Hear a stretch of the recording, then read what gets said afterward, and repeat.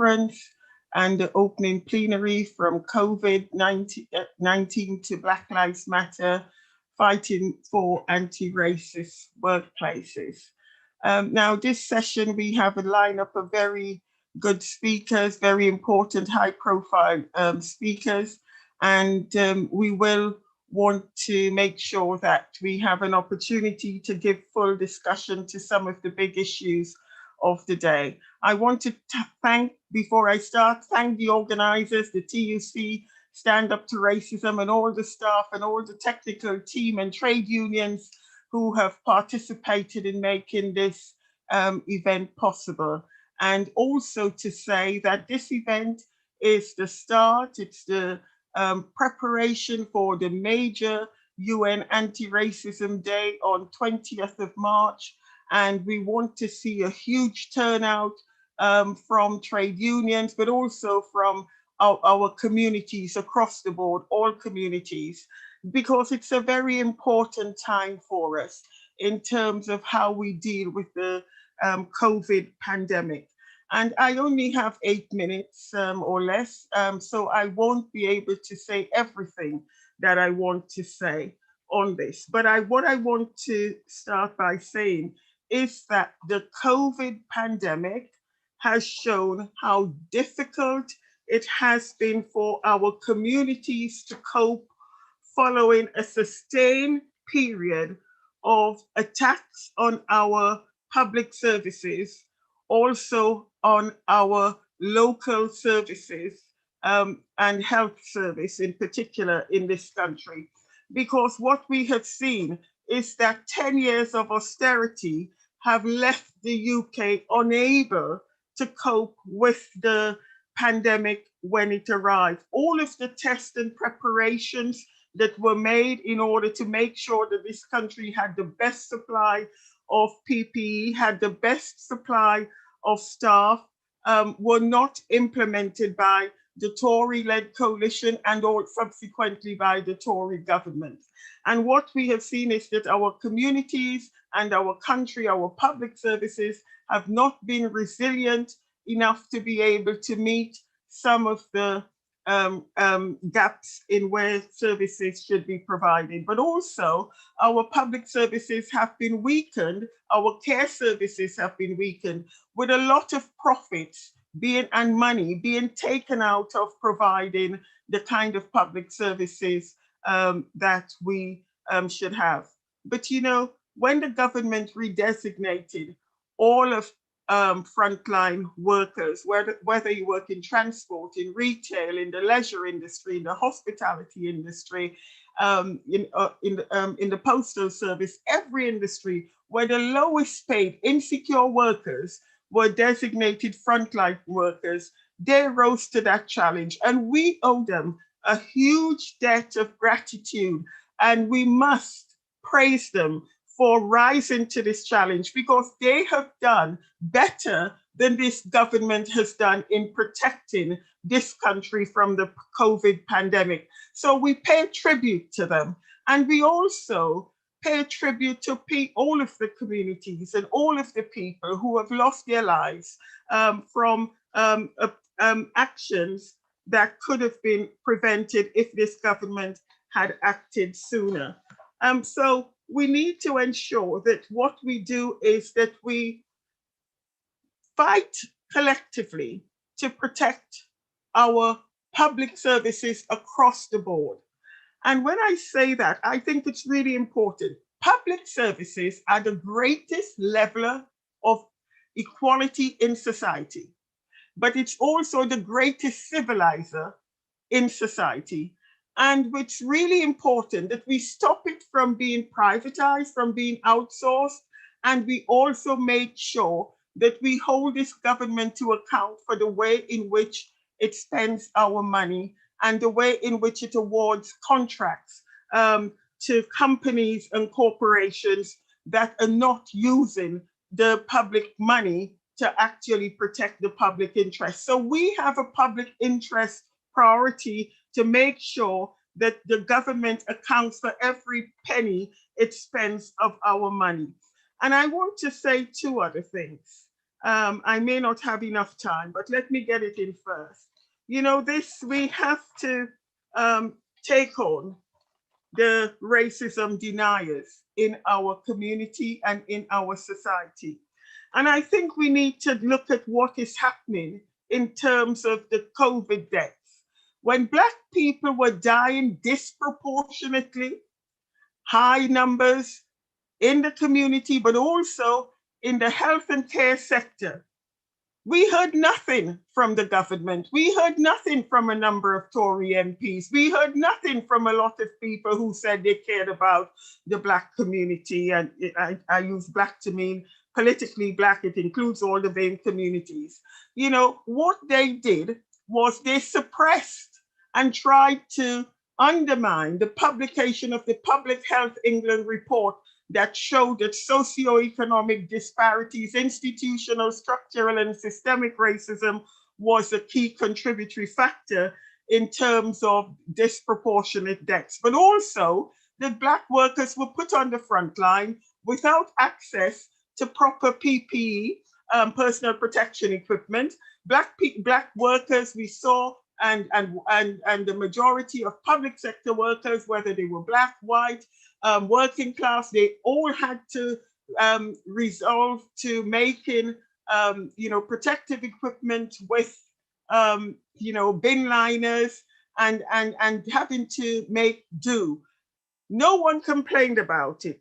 The government did not ride to their rescue in terms of providing PPE.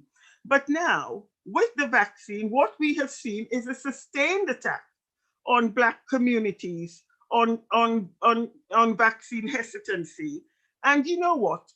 The first time I heard it, I thought this is a chapter or out of the Donald Trump textbook, because that's what's happening. You lay the ground well in advance, you repeat your stereotypes about Black and BAME communities on vaccine hesitancy, you promote scaremongering, you promote scapegoating, and what happens is when you call to account for the disproportionate deaths of Black communities, what you say is, well, you answer by saying, well, they failed to actually take up the vaccine. It's a big lie, and we need to nail it for what it is. People are asking genuine questions about what the content of the vaccine is, and the government should provide the answer. They should provide the information, and they should answer the questions, and they should use the evidence that's available in order to make sure that they answer the questions that people are asking. So this is not a failure of people not wanting and to take the vaccine.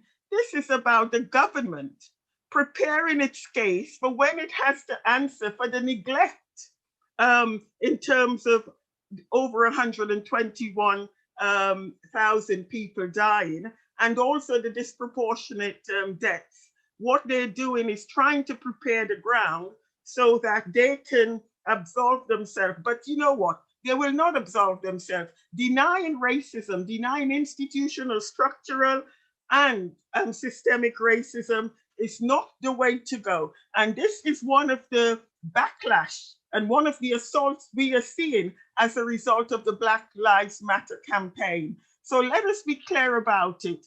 This is what we are having to put up with. But let's move on quickly. I'll move on quickly to fighting against racist workplaces. What we have done in the TUC is to set up an anti-racism task force. And the reason we said it's a task force is because we want to see substantial transformational changes and improvements in the way Black workers are treated. And what we want to see is that we have a full-scale attack on racism in this country, and that's at every level. And we need to look at, the big issue around precarious employment. Black workers are shut out from proper permanent jobs in the labor market. So we need to have a race equal post-COVID recovery. It cannot be back to what it was before COVID. So what we want to see is no going back to normal. We need to change the status quo. We need to tackle the disproportionate levels of unemployment, the disproportionate levels of inequality, the disproportionate levels of social injustices. And we need to tackle all of these areas of disproportionality and disparities, because what we are seeing is that Black communities are disadvantaged at every stage and in every crisis. They're the first to be hit and they're the last to recover from any crisis. And so the pandemic has demonstrated where those injustices are in terms of pay, in terms of jobs, in terms of employment, in terms of health inequalities and socioeconomic inequalities. So we need to have this big agenda that would actually deal with all of these systemic barriers, but more importantly, to tackle the racist deniers amongst us. The racism deniers are the biggest obstacle in this country to solving the racism. And what we need to do is to make sure that we take them on, expose them, expose all these racist practices and injustices, and there is no room for them to hide. And the scapegoating, the stereotyping and spreading propaganda about Black workers, Black communities on vaccine hesitancy is part of this government agenda to deny the institutional, systemic, and structural racism that has actually made it so worse for people in this country. So let's move on with a fighting agenda to resolve to fight for anti-racist workplaces and to make sure it becomes a reality. Thank you very much.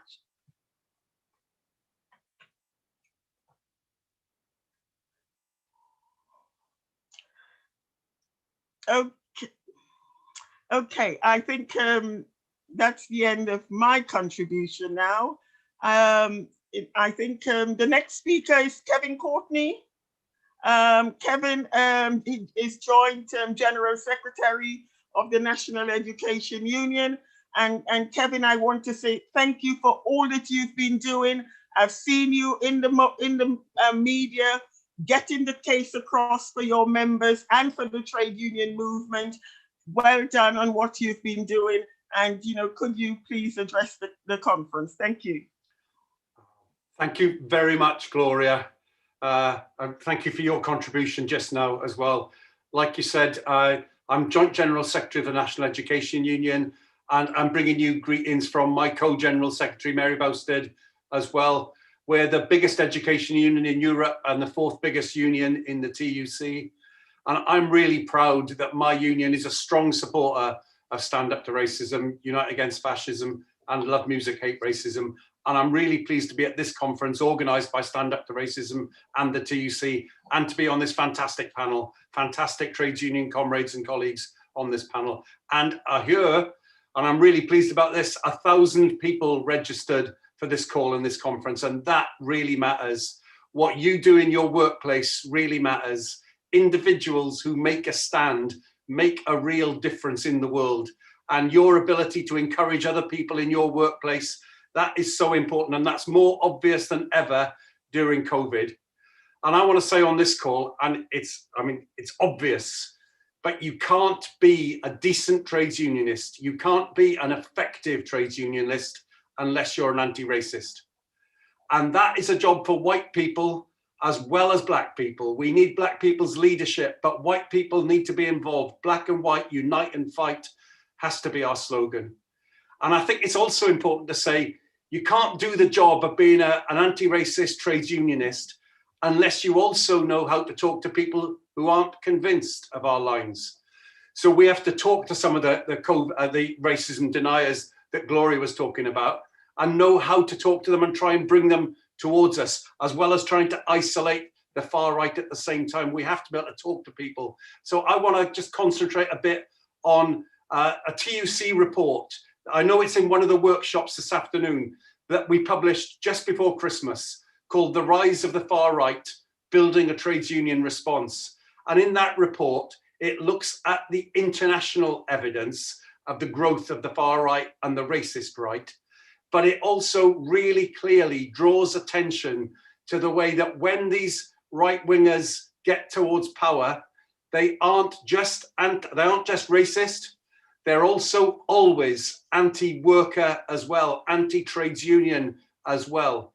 And it's a global phenomenon now. It needs an international response, and it needs a trades union response. And that means that the March the 20th demonstration, which is an international demonstration, that really matters. And for you on this call to organize for the best attendance from your workplace, that's a good thing to spend a few hours of your voluntary time on, trying to get your fellow workers involved with the events on that day.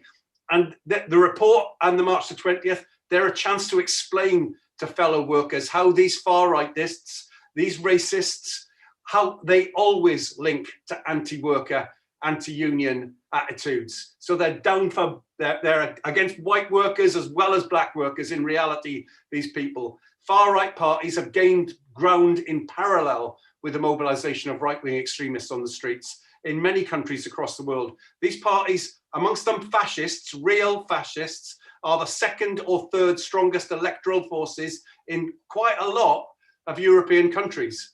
Not just in Europe, it is wider than that, but the racist far right taken power at a national level in Hungary, in Poland, Turkey, Brazil, Colombia. And in those we see the convergence as well between neoliberalism, far right rhetoric, and increasing authoritarianism. So just some examples from that report. From Hungary, you know how right-wing, anti and racist the Orban regime is, but it's followed a neoliberal path throughout, an austerity program, legislation that curtails the rights of workers and trades unions, undermining collective bargaining provisions and the right to strike. In 2019, the Fidesz government introduced a slave law, they call it in Hungary, that allows companies to demand 400 hours of overtime every year. They've instituted a workfare state where the unemployed, who are disproportionately Roma and Sinti, are forced to carry out hard labor, often under police supervision. The link between racism and anti-worker attitudes just demonstrated in reality, and the same, for example, in Turkey, where the government has increasingly used authoritarian, repressive, violent models of government, and then using security policies against the political opposition and social movements, but against trades unionists. Mass detention, arrest, imprisonment under a prolonged state of emergency, media censorship, and restrictions on freedom of assembly. Now, all of that is happening in those countries, but those countries, maybe people think, well, they've always been a bit authoritarian in Hungary, in Poland, in Turkey, but we need to be clear that neoliberalism is not inherently opposed to authoritarian practices or far-right ideologies. And Bolsonaro in Brazil, authoritarian, far-right, neoliberal, all at the same time. It's not confined to countries traditionally thought of as authoritarian either. The past 2 decades in the US have been marked by a continued expansion of executive powers, mass surveillance, arbitrary detention, torture of terror suspects. The Black Lives Matter movement has brought that to the fore for the systemic racism in the US. Trump's term in office, now thankfully defeated, but characterized by discriminatory domestic policies and extreme rhetoric with serious implications. And while defeated electorally, he's activated and transformed the US far right into something far more coherent and dangerous. And it's not just abroad, obviously. In the UK, features of authoritarian neoliberalism with the extension of state powers and increasing surveillance, the severity of police response to protest and dissent, alongside the introduction of more exploitative working conditions, anti-union laws, even more discriminatory welfare system. All this taking place in our country in a climate of Islamophobia. The persistence of long-standing structural racism just shown so much by COVID. The hostile environment will have been in place for a decade by 2022, despite the outrage provoked by the Windrush scandal. And under emergency COVID-19 measures, the government has given the police new and expansive powers. 300 pieces of secondary legislation, progress legislation such as the Overseas Operations Bill. And Boris Johnson and his allies have emulated other aspects of Trump's culture war, defending Britain's imperial history, stigmatizing Black Lives Matter protesters, prohibiting resources by anti-capitalist organizations in schools, for example. No country is directly comparable, but in each of these countries, we see more authoritarianism, more right-wing rhetoric, more playing with racism, and more anti-worker, anti-union attitudes, growing evidence of contact between parties and movements of the far right in Europe and beyond that we talk about in this TUC report. So I'd urge you to read that report, to look at it and to worry about it, but also to agree with me that the rise of the far right is nothing like a foregone conclusion. Trade unions around the world have been really central to organizing the pushback against the far right, pushing a transformative political vision. And it's absolutely crucial as we come out of COVID, that the economic crisis that our government might run with, that we fight with our members for stronger global relationships to see the international patterns and to fight back everywhere. In Germany, our colleague unions are organizing massive political education interventions against the far right. Italian unions and others around Europe working to tackle far right narratives in the workplace. Huge organizing in the US to defeat Donald Trump. Huge, fantastic examples in Latin America of the progressive movement fighting back and winning. We know that we can win. We know that racism is against every worker, black and white, and we know that organizing, and that means all of us in our workplaces, in our trades unions, it means talking to people to get them to do things with us. It means talking to people to take them on a journey from whatever attitude they're on to a better attitude. But we are part of the victory that is coming when we defeat racism and the far right in this world. Thanks for being on this call today.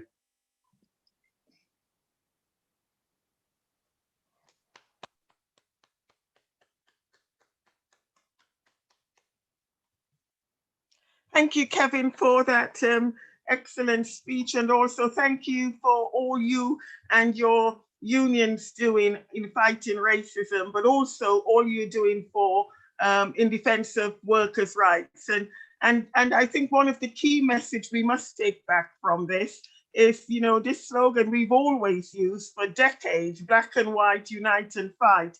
And I think that's going to have to be one of our key slogans going forward, because together we can actually change the course of what's happening. And we need to make sure that we have a strong left movement to be able to expose the tactics and the strategies of the far right. So this report, as well as the International World Racism Day, is part of the start of the fight back. And we have seen how if we do not fight back and challenge the far right, we see how much they are a threat to our democracy. And that was so visible on the 6th of January 2021 in the US. So thank you very much for that. We now move on to our next speaker, Shavanah Taj, General Secretary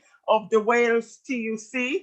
And I want to say, first of all, congratulations to you, Shavanah, for creating history, breaking this barrier, breaking this glass ceiling, and on becoming the first BME General Secretary. Thank you for the excellent work you do and for the passionate campaigning work you do on anti-racism, on human rights, but also on workers' rights.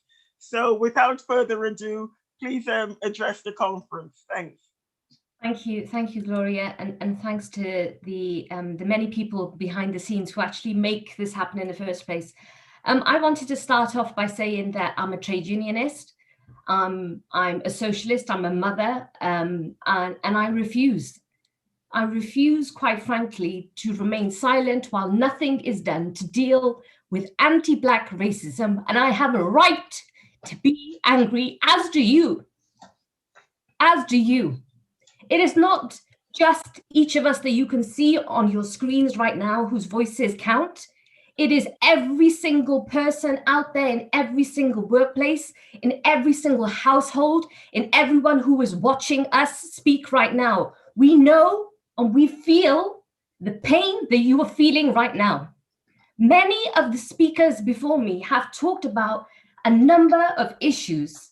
And the fact of the matter is that you get to a point in your life where you just feel, how many times am I going to have to continue saying the same thing again and again and again and again, and nothing changes? And we've even got to a point now where literally people are dying. People are dying whilst they are saving the lives of other people, whilst they are providing public services, whilst they are looking after every single other person while their own families are at home wondering whether or not they will return and be safe. That is the space that we are currently in. And equally, on the other hand, there is already a conversation being talked about the lifting of restrictions. And apparently by the 21st of June, everything is going to be okay. But I'll tell you what is not going to be okay. The fact of the matter is that racism is going to continue taking place exactly in the same way as it is now. In fact, it may even get worse. I don't even believe that we have actually seen how bad it could potentially get. And I say this because all we have seen continuously during this pandemic is one person after the other continuously just simply roll out a lot of empty rhetoric. They promise us lots of things, but nothing actually ever changes. Even when it came to trade unions fighting to ensure that every single Black worker and then every other person also had an individual risk assessment completed so that they felt safe whilst they went into work, how many of those risk assessments were ever completed? How many of those people were ever provided with the safety that they needed in order to be continuing on to work? The fact of the matter is that most people have had to carry on working, particularly Black workers. They have not been protected. They were not furloughed. They were not provided with the self-employed scheme. There were many of them didn't actually get any support at all. Most of them fell through the gaps. Many of you will know people in those circumstances. Each and every one of us will probably have family members and loved ones who have fallen into those categories. And the other thing I wanted to kind of mention right now as well, and this goes back to my earlier point about being angry, and that is that the amount of people who are now actually in a situation where they are in workplaces and their employers are telling them that we have created a safe space for you to now talk about the racism that you are feeling, the racism that you are faced with on a daily basis because we've done some polling or we've done a report or the following organization has done a report. So now it's safe for you to talk about these things. Tell us about your lived experiences. Let us consult you. Let us consult you to find out exactly how you feel. And then what happens? Individuals think, okay, maybe now is that day where I can finally spill out my guts because that's how it feels. Like everything is being ripped out of your soul. So you put everything out on the table. And what happens as a result of that? More often than not, people feel gaslighted. They're not believed. They're actually asked, why didn't you actually report that? If that did happen to you, how come you didn't report it? If you felt that you didn't have the appropriate PPE, why didn't you say anything? If you felt that you were being overexposed to COVID, oh, hang on, sorry, but you're talking about stuff that happened before COVID. We're only interested in what happened during the pandemic. We're not interested in the other stuff. We'll get to that eventually. That's the kind of that's what is going on in these workplaces. I've heard of and I can't name the place, but to hear that Black workers are now actively having to see a psychologist on a weekly basis as they are responsible for doing the work to develop a race equality action plan that can be delivered across Wales. Some of those individuals are now actually got to a point where they feel completely unsupported. They are worried.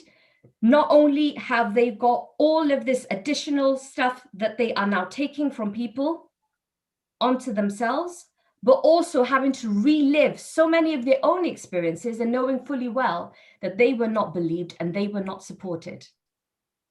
So when we actually talk about what is happening, we can't simply just talk about what is happening on the street, what is happening in social media, or what our politicians are doing. We also have a responsibility to look within ourselves as trade unionists. We need to look at our own branch committees. We need to be looking to see whether or not there's any racism amongst our own structures. That's the hard bit. And that's why I think that the new task force group that has been set up by the TUC is going to be so vitally important, because it's much easier for us to get on platforms like this and point the finger elsewhere without looking internally first. That is the truth. And when we have those internal conversations, we, as Black people, will then have to have a system and a proper support structure for ourselves, because we know that when we call it out, particularly when it comes from your own family, and I'm talking about our trade union family, then you are potentially going to be targeted. It's a fact. It's a fact. So not only are we responsible for making sure, and we must organize very deeply and structurally to eliminate any form of racism or discrimination, but we have a responsibility to look inside. And I ask all of my non-Black brothers and sisters, trade unionists, socialists, when we have that conversation, and if we say that something is a certain way, I expect you to stand with me and to support me, and do not talk behind my back and post out coded messages on your Facebooks and on your Twitter feeds, or drop things in certain meetings because you think that that information is not going to come back to me, because it will. And it hurts. And it hurts because if you were ever in my shoes, I would back you up to the hilltop. Yeah. 100% without a question asked, because I'm a trade unionist and I'm a socialist, and I believe in truth, justice, and freedom. Thank you. Okay, thank you very much, Shavanah, for that. Well said. But this is a very powerful message, and this is one of the key messages that you have said. We need to look at ourselves first. We need to look internally. It is going to be hard. It is going to be a challenge. And, you know, you have to storm, you have to norm, you have to form, you have to, before you can perform.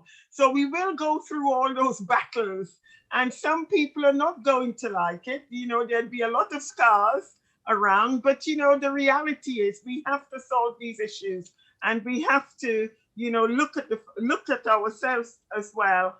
And, you know, of course, there will always be recriminations, but that's what happened in life. So, you know, all I ever say, I've been in the print union since I started work, and I've always said the only thing I have is my backbone and the law to support me, and my mouth.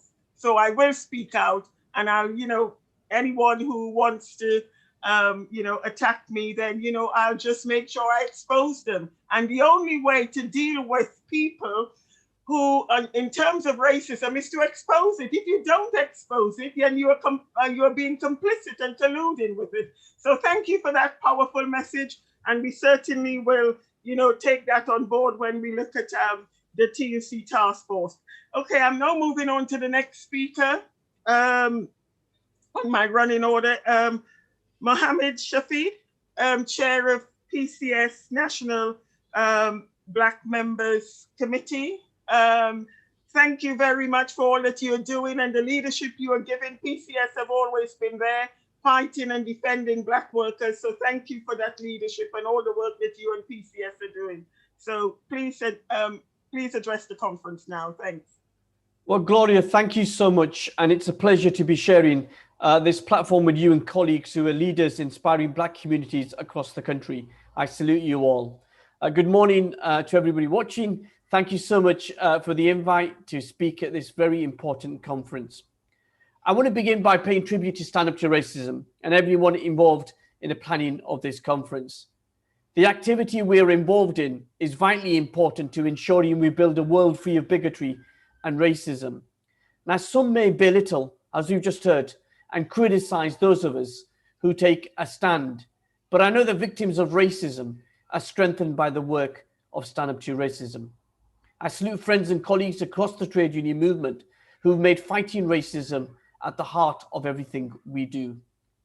I'm so proud that PCS Union has stood with Stand Up to Racism every step of the way, and we're determined to continue our joint work to ensure our collective vision of a world free of racism can be achieved in our lifetime. And every step that you take, we'll be with you, standing together, united and determined to succeed. And in my union, PCS, tackling racism and underrepresentation has been made a central part of the reorganization plans, because we recognize we cannot truly be a successful members-led union until we are representative of our membership. The principles of fighting racism and bigotry is at the heart of the trade union movement, as Kevin said. And I pay tribute to all those in workplaces and communities who are not just walking on the other side, but standing together, united and determined to fight racism. As we gather this year virtually at this important conference, nearly a year after the pandemic began, we've seen Black and Asian communities deeply affected by the virus. Thousands of our communities have lost their lives. Mistrust, a deep mistrust of a government determined to minimize the work of race equality campaigners. It's just not good enough for the government to say there's a disproportionate impact on BME communities without actually addressing the underlying issues. Successive governments of all parties have ignored or paid no attention to deal with those issues. The low pay, health inequality, crowded housing, lack of employment opportunities, and racism in the workplace. Now, when this pandemic began, the first 5 people who died working for the NHS were British Muslims. Yet within weeks and months, some on the right deliberately engaged in a campaign of misinformation and lies about British Muslims. Apparently, we were responsible for the spread of the virus. We didn't follow the rules when clearly we were following the guidance as dictated by the government. You see, those that believe in privilege were determined to continue the demonization of minority communities because they couldn't bear seeing communities coming together and having a spotlight on a government that has utterly failed during this pandemic. My union, PCS, led by our DWP president, Martin Kavanagh, and the group executive committee didn't ignore the impact on Black communities last year. They forced the DWP to introduce the COVID-19 BME risk assessment, which has enabled thousands of BME staff across the country to get the equipment to work from home so their families could be protected. The reaction for some of those was shameful. Some suffered accusations such as wanting special treatment. The risk assessments being, I quote, inverted racism, with one member being told that white lives matter too. But this did not deter our GEC. They continued their fight to ensure it was a mandatory requirement. And finally, the department relented, and this is widely being used by Black members across the country. The point I'm trying to make is that tackling racism isn't just about confronting it in our communities and the easy battles, but in workplaces. And in that battle, we have so much more work to do and so much to achieve. I want to in particular acknowledge this morning and pay tribute to a great and beloved friend who's a towering figure who is always on the front line fighting racism. For decades, Zita Holborn, our PCS Vice President, has always stood up and led, and I want to salute her this morning for her leadership and inspiration and all her hard work over these years. The anger and disgust at the brutal murder on camera of George Floyd in the United States galvanized millions around the world to stand together to say Black lives do matter. People of many ethnicities and backgrounds stood united around the world, and we can take great pride that Stand Up to Racism was once again on the front line leading the fight. I want to salute race equality campaigners across the United States who organized and worked to defeat Donald Trump and his nasty racist, Islamophobic, and fascist ideology in November's election. It was the Black Americans, Asian Americans, Latino Americans, white Americans who recognized the damage he had done to the fight of racism and Americans standing in the world. So yes, today we celebrate the defeat of Donald Trump in that election. But that ideology of hatred and bigotry still exists. And we've seen it this very weekend at the Conservative Political Action Conference being held in Texas. And I want to send our solidarity to our friends and brothers and sisters in the United States as they continue their fight against racism and bigotry. Now, whether it's taking on the far right, who've tried to normalize their racism and bigotry, to exposing the rampant Islamophobia perpetuated by politicians, journalists, and commentators, we have a great champion in Stand Up to Racism. And on behalf of my union, PCS, I want to pay tribute to your amazing work and promise my union will continue to stand with you every step of the way. Gloria, in conclusion, I want to thank Stand Up for Racism for their support for me personally over the years. As I've confronted the far right on the media, you stood with me. When I got death threats from the far right, you were the first organization that rang me to make sure I was okay and standing with me and always standing up against racism. So let me give you this pledge. I will always continue to stand with you. But we may often not get the chance to celebrate our successes because as soon as we succeed, we move on to the next battle or struggle. But today we can stand tall with pride in all that we have achieved together over the years against racism. In conclusion, our work goes on to defeat racism, Islamophobia and anti-Semitism, and bigotry. We will never give in, and one day, very soon, I promise you, we will prevail. Once again, thank you so much for the honor to address this important conference, and I wish you all the very best for the rest of the day. Thank you so much.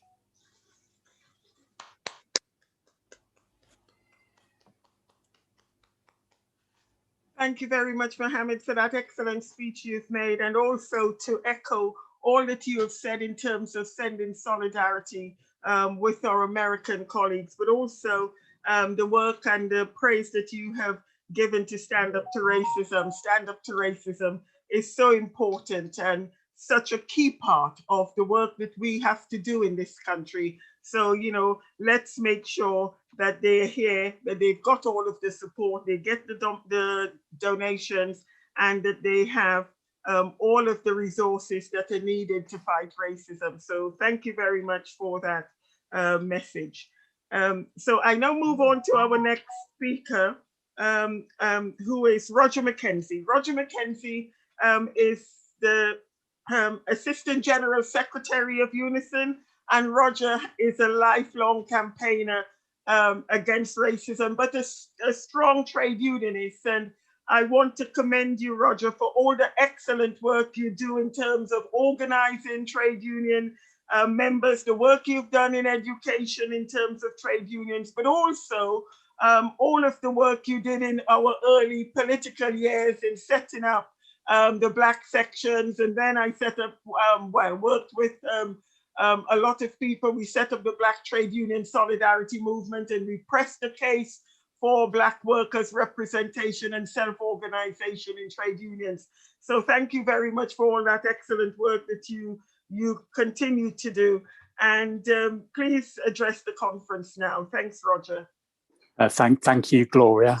Thank you for all you do, Gloria, and thanks for everybody who's made a contribution so far in this really important conference. I am a trade unionist, I am a socialist, and I absolutely refuse to remain silent while nothing is done to deal with anti-Black racism that we are experiencing right now and that we have experienced for oh so long. And I have a right to be angry, and I am angry. And I'll tell you one of the things I'm angry about. I am angry about people making excuses about why it is so hard to do something about standing up against racism. And I don't care whether that racism is from in a workplace, whether it's in a community, or whether it's in any political party, whether they're on the right, whether they're on the left, or whether they're in the middle. I don't care, or whether it's from any political party, or whether it's from any particular trade union. I don't care.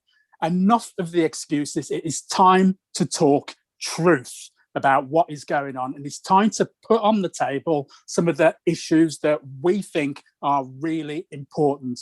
And I have to start off my contribution by saying, how do we ever move from calling for Black power all those years ago, Black liberation all those years ago, to having to talk about the very basic, the very smallest thing that's possible, which is that our lives as Black people actually matter? How did we ever have to move to that? And I don't think that we should be removing ourselves from what is, for me, one of the fundamental issues of this debate that rarely gets talked about at these conferences, that rarely gets put on the table. And that is talking about white supremacy. And I think we have to be really clear that that's at the heart of the things that we are talking about, that there are some white people who feel unable to see Black people in any kind of position. Actually, they don't see us at all. They don't listen to us. They don't listen to the things that we are saying. As Shav was saying so passionately and so eloquently earlier on, they actually don't listen to what we have to say. Far too often, they speak on our behalf. They have the audacity to say that they understand what we feel. They have the audacity to say that Black Lives Matter and then do nothing except share a hashtag. And then they say, Black Lives Matter, and we have to turn this moment into a movement, they say. And then they do nothing. Then they stop talking about the issue as if it was some fashion that could be dropped and started at the whim of any particular individual. My life isn't a fashion. My life isn't something that can be picked up and dropped down at the drop of a hat. My life is not something that can be a political calculation, whether it's in the trade union movement or in any particular party, where somebody makes a decision based on a focus group or about whether it's good or bad, or whether it's possible to raise issues of racism in the workplace or in wider society. My life isn't up for negotiation, and our lives as Black people are not up for negotiation. Our lives are rich, and our lives are important, and our lives are powerful and enrich the culture of this country. And I, for one, have finished with apologizing. I, for one, have finished with justifying myself about and to other people by saying that my life matters. I'm a massive supporter of the Black Lives Matter movement, but I'll tell you this, I'm done with saying that my life matters. I tell you where I am at the moment. I'm for talking about white supremacy, and I'm for talking about the real issues that we face on a day-to-day basis that far too many people think can just be dealt with at the drop of a hashtag in social media.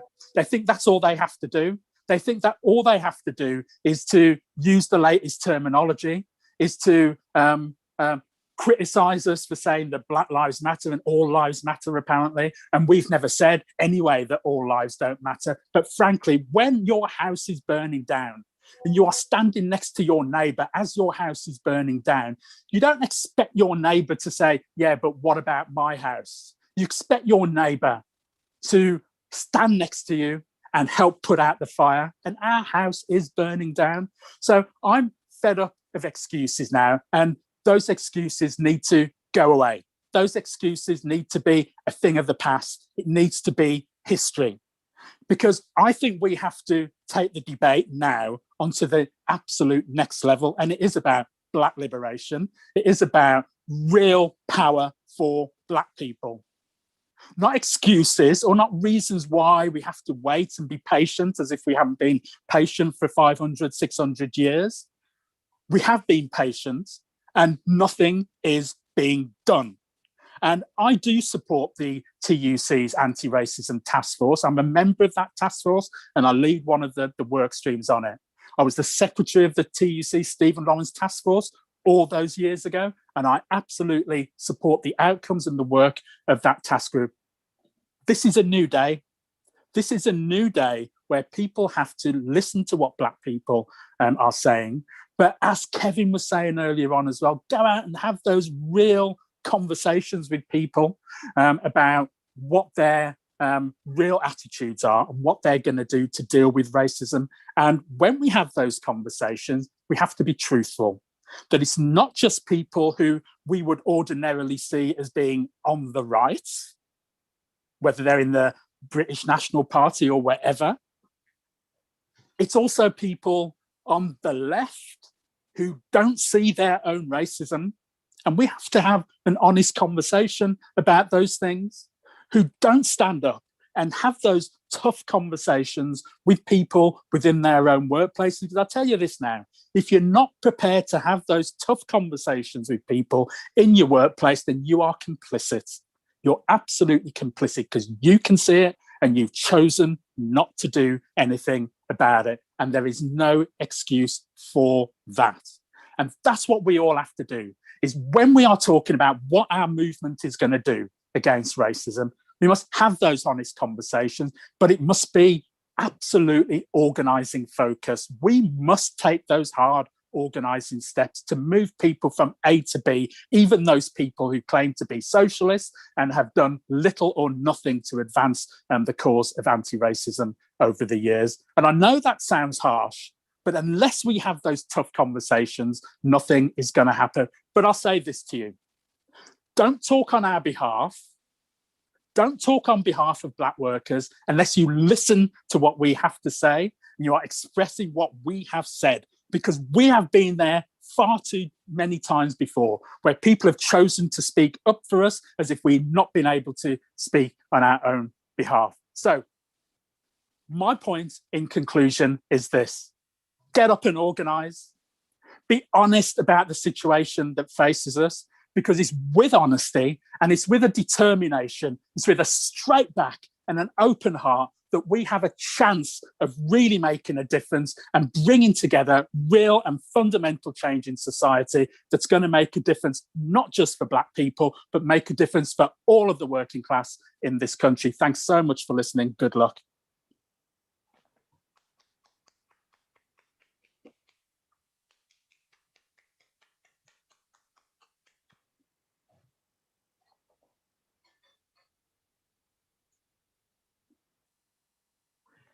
Thank you, Roger, for that excellent and powerful speech. And it's really important what you've said. It's a new day to deal with racism, and we don't want excuses and alibis for people not fighting racism and not facing up to their own racism. And so, and we need to recognize our movement is not immune from racism. So we need to look internally first, as well as have those very tough conversations. So thank you very much for that contribution. I now move on to our next speaker, Ameen Hadi. And Ameen is from Unison Northwest Region, Black members and committee. And I want to say thank you for all that you're doing in the Northwest and all over the UK. We have people fighting in their branches, in their regions, against racism. So welcome to the conference, and please address the conference. Thank you, Ameen. Thank you very much, Gloria, and thank you for inviting me to speak today. It's an honour to be on this panel and to be at an event which I can't remember being in such a large event of trade unionists from all the unions together in the quest to fight racism and eradicate it from our workplaces and our communities. And I'm proud to be chair of Northwest Black Members Committee. Black members organisation in Unison is growing in the Northwest. We have new Black members groups in health, local government, in universities, reaching out to Black members. And just to say that in Unison, Black is a term used in a political sense to bring all those who have a shared experience of colonialism and imperialism together. And that's why we're proud to use the term Black to describe ourselves collectively together, to have a voice in our union and to be able to fight racism together and unite in that way. So why is that happening? Why are more Black workers coming to the fore? Well, as Gloria and others have pointed out, COVID has exposed the great level of institutional racism that exists in this country. Black people are not dying in disproportionate numbers due to genetics or lifestyle choices, but due to racism. That's why we're disproportionately affected.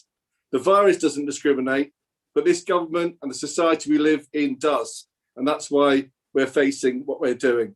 The other thing that's led to a huge increase in interest for Black members is the experience of the Black Lives Matter movement. Protests which has surpassed the scale of protests even in the 60s for racial justice. 26 million people in America have taken part in protests. Over 60 different countries have taken part in the Black Lives Matter movement. And the fact that it's multiracial in character, but led by young and predominantly, can I say, women activists inside has been inspiring to all of us. This has inspired Black and white workers to be part of the protests, but also to take that battle into the workplaces. And I must take the opportunity to locally big up Hume Stand Up to Racism group that has taken the knee every week, every Wednesday since the summer, and continues to do so throughout the pandemic and stand up to racism. It is inspiring that they kept that going. The two factors means that we have to challenge racism in the workplace. I can tell you that in recent weeks, I've had Black members come to me because a supervisor called them a monkey, that they regularly use the word to Paki to describe Asian children, that when we raise with the employee, we get denial, we get minimisation, and we get inaction. And Black staff are given the worst shifts and duties in the care home. I've had Black workers, social workers told to go home and go back to where they came from. I've had Black workers come to me overlooked for promotion, disciplined for things disproportionately. Their grievances are never addressed. I've had migrant workers recruited to hospitals where they're told that they're going to come over on a Band 4 contract, and when they arrive in this country are given a Band 3 contract. These are all things that have happened in recent weeks that Black workers in the Northwest have tried to organise over inside Unison. And these aren't just an issue for Black workers, this is an issue for the whole trade union movement that this continues. Now, we need to draw on the best traditions of the labour movement. When we think about what got rid of slavery, it wasn't some white liberal that got rid of it. First and foremost, it was the Haitian Revolution, highlighted by C.L.I. James, that fought for our liberation. And it was we have to remember that actually the tradition of workers organising against slavery is also there. I know in Manchester, my hometown, that actually cotton workers, even though they were starving for years due to the Civil War in South America, in America, they sided with the liberation of Black workers from slavery rather than side with the plantation owners and supported that struggle.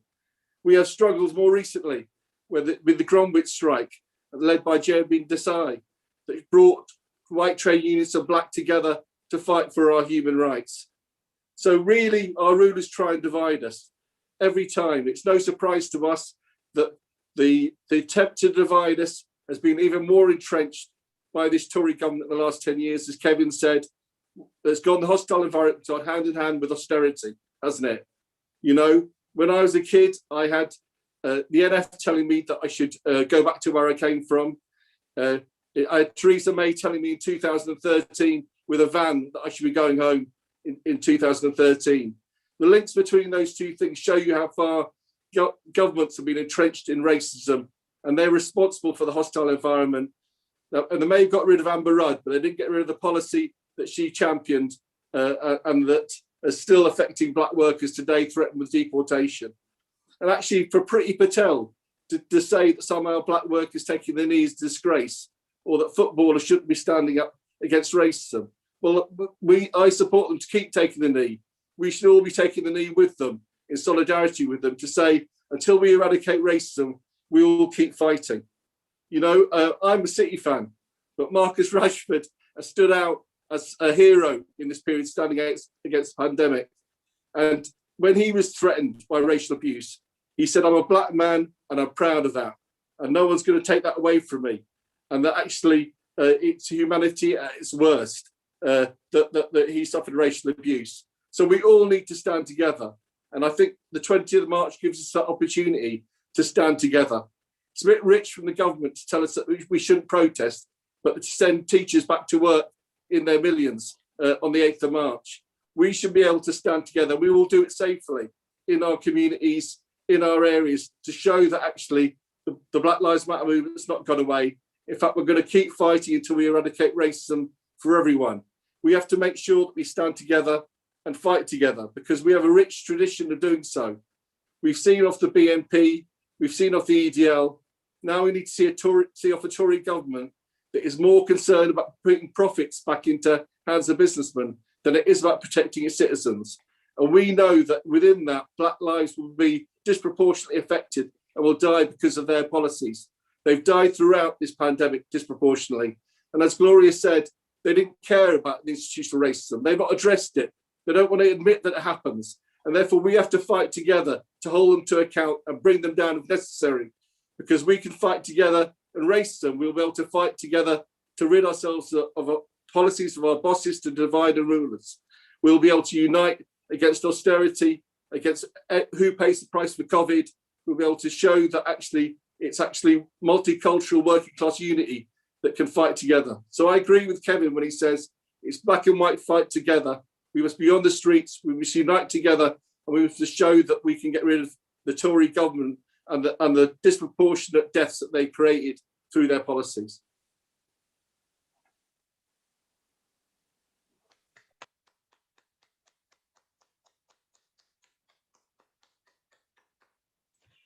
Thank you very much, Ameen, for that powerful message. And also thank you for all that you're doing. But it's really important what you've said. The Black Lives Matter protest, was very important. It was so important in terms of, tackling and highlighting some of the issues around everyday racism. And I know it has rattled the cages. That's why we're having this huge backlash.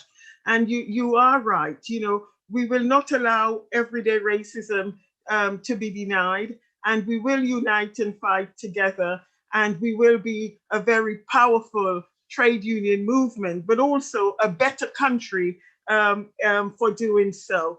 I'm now going on to move on to our next speaker. But before I do, I want to say we have had over 1,000 people have registered and are watching this conference live on stream. So thank you all very much for all that you're doing and for your contribution. And I want to pay a huge thank you to Stand Up to Racism, and also for the excellent work our next speaker, Sabby Dhalu, from a convener at the Stand Up to Racism team have done. Sabby, you have been an inspiration. You have done a lot of work. You have been fearless. You have been formidable, and you have been relentless in your campaign. So I want to say thank you for what you're doing, for what the team at Stand Up to Racism are doing. And we are here because of all of the work that you do together, working with us in the trade union movement. So please address the conference. Thank you. Oh, thank you, Gloria, for those really kind words. It's really lovely to hear that. It does make, all the work we do worthwhile when we get that support from our Black brothers and sisters in the trade union movement.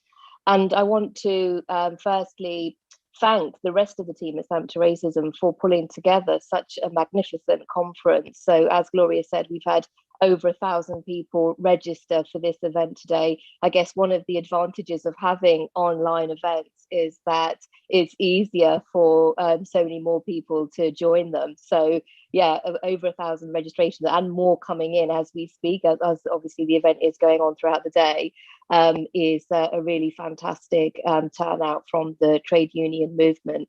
I also want to thank all of the speakers who spoke before me. I want to thank you for your speeches, for your excellent contributions, and also for the immense support that you give to Stand Up to Racism, and also your own struggles in your own unions, in your own workplaces. Thank you. This is a movement that's united, and we're all in this together, and we have to support one another, and it's our duty to do so. So obviously this is the first trade union conference of Stand Up to Racism that's taken place in the COVID crisis. Last year's conference took place at the beginning of February, so it was really before the COVID crisis had hit Britain. And I think obviously the crisis has really very starkly illustrated how racism in the workplace is a life and death matter for Black people. We've seen doctors, nurses, bus drivers dying disproportionately from COVID and being infected disproportionately from COVID. And some of the things that we saw was how there was a lot of coverage of this issue at the start of the pandemic. There's less coverage of this issue now, and I'll explain why I think that is later. But there was a lot of coverage at the start of the pandemic, and we saw reports of, the British Medical Association, Royal College of Nursing conducting surveys of their members, and Black members were saying two things. They were saying, one, that they felt that they were being deliberately targeted and reorganized to work in COVID wards. And secondly, there were a lot more Black workers that were doctors, nurses, and working in the NHS that complained of a lack of PPE. So what does that tell you? That tells you that it's a product of institutional and structural racism, and it shone a light on institutional racism in the NHS, which is something that hasn't actually been discussed as much as it should be, certainly not as much as institutional racism in policing and in other sectors. And it really shone a light on the level of racism that we see throughout society and including in the NHS. But what has been the response by the government?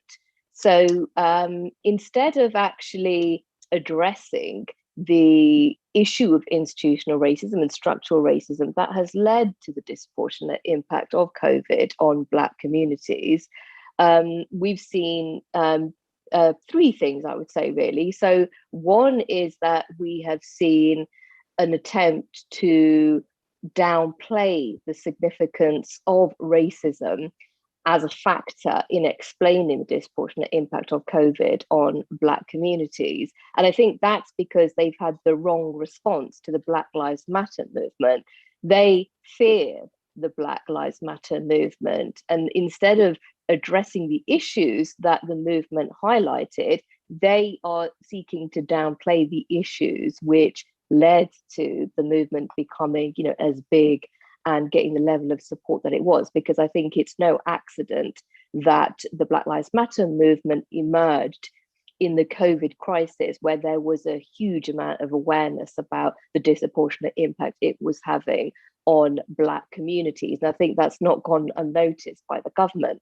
So they're trying to downplay the significance of racism as a factor in that. So we're seeing less coverage of it, and also the reviews and investigations conducted by the government, like the one conducted by Raghib Ali from Cambridge University, acknowledges the disproportionate impact, but downplays the significance of racism as a factor in it. So there's an acknowledgement of, living in multi-generational households or geography, overcrowded areas, socioeconomic factors that, the Black communities are more likely to suffer from the impact of austerity and less income than their white counterparts. All of that's acknowledged, but it doesn't acknowledge the racism as a factor in the disproportionate impact. So I think we must assert that we need to see the many reviews and recommendations that we've seen over decades. We need to see those implemented. It's not hard for the government to just pick out all of those reviews that many governments before them have conducted and just implement those, as many argued last summer, to address institutional racism. But we're not seeing that, but we need to see that action, and we have to campaign for that action to be taken. We're still waiting for some of the recommendations of the Stephen Lawrence inquiry 22 years ago to actually be implemented. And actually, as we all know, institutional racism in policing, certainly in terms of stop and search, is getting worse, and we haven't seen an end to deaths in police custody, as we saw with the death and the killing of Mohammed in Cardiff. So we need to see action on that, not the downplaying of the significance of racism. We've also seen the Black Lives Matter movement directly attacked. So Priti Patel, a couple of weeks ago, went on LBC radio, described the movement as dreadful. I mean, it's pretty horrific, even coming from a Tory Home Secretary, because, you know, it was a movement that was supported by the majority of the population and the majority of the world, in fact, especially here, where the cutting edge of the movement was the removal of the statues of slave traders. You know, everyone agrees that slavery is abhorrent, or certainly the majority of the population do. Perhaps the Tory government have a different view of the matter. But Priti Patel attacked the movement as dreadful.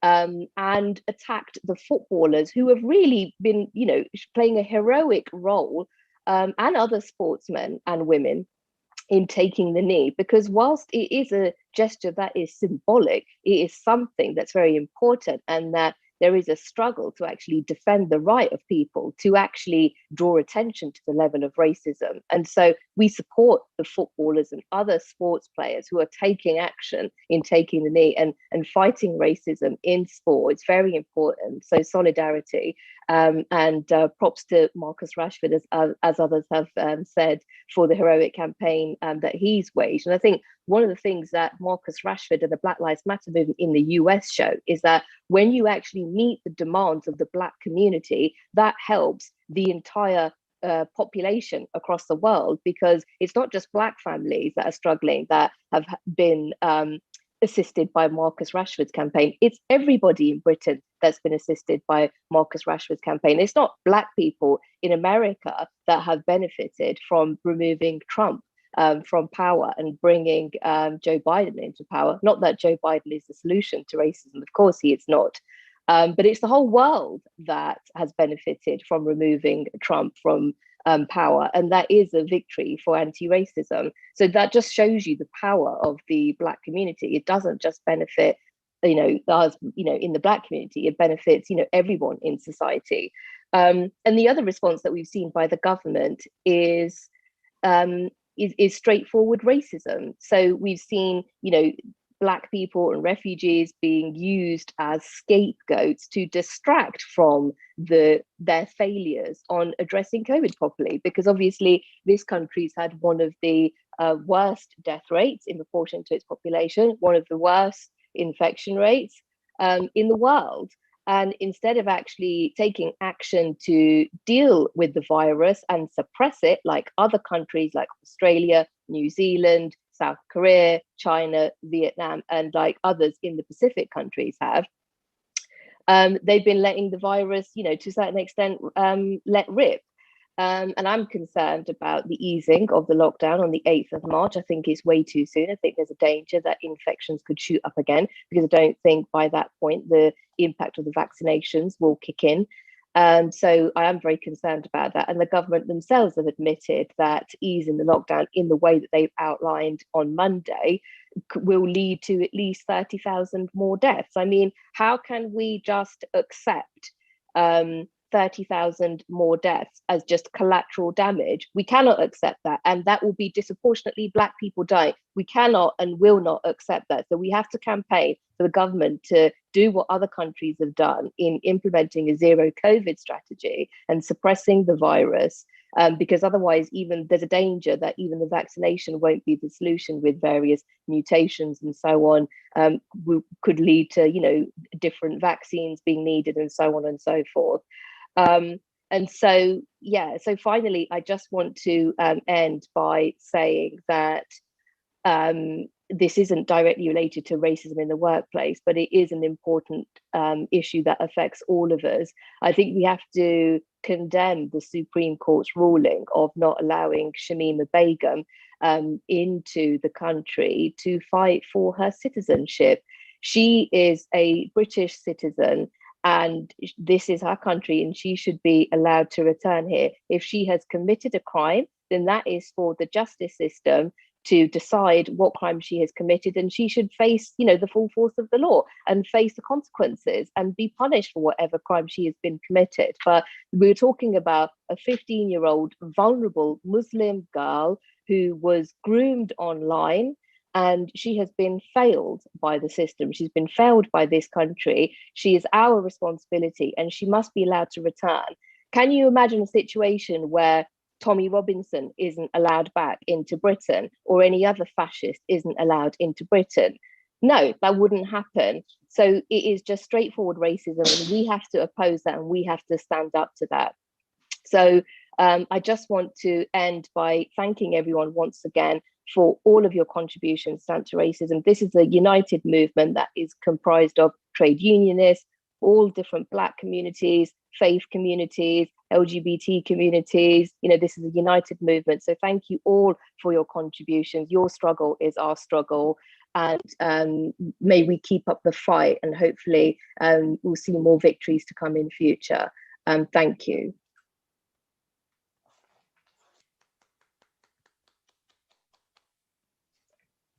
Okay, thank you very much, Sabby, for that excellent speech. And also, I want to say thanks to all of our speakers for your excellent contribution.